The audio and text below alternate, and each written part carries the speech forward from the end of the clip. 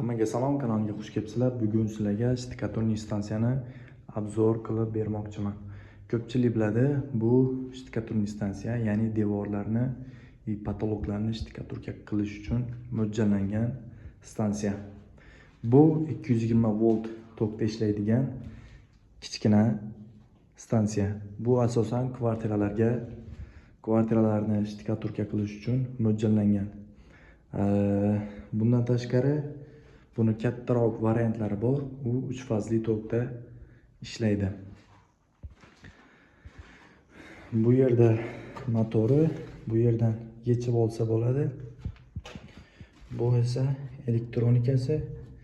Bu ochib, ichkarida bemalol to'g'rilasa bo'ladi.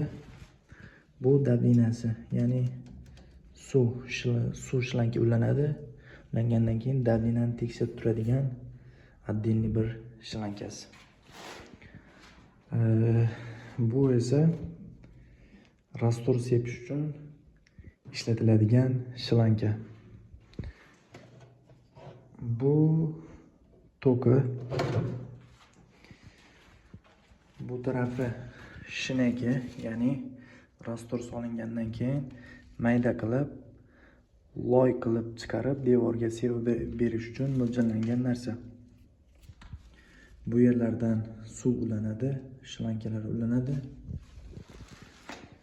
Bemalol kvartiralaringizga shtikaturka qildirmoqchi bo'lsangiz, mana shunday kichkina ko'rinishdagi stansiyalardan foydalansangiz bo'ladi.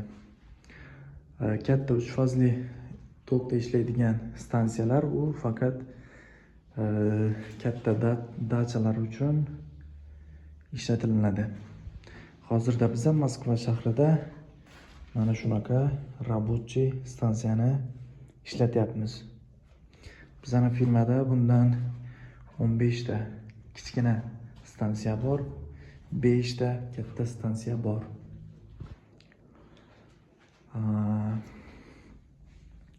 Do'stlar, shu bilan videoligimizni yakunlaymiz. Albatta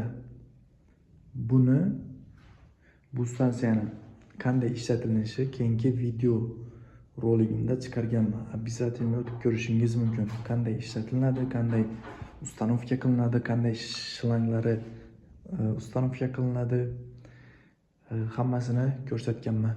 Обязательно o'tib ko'rishingiz mumkin.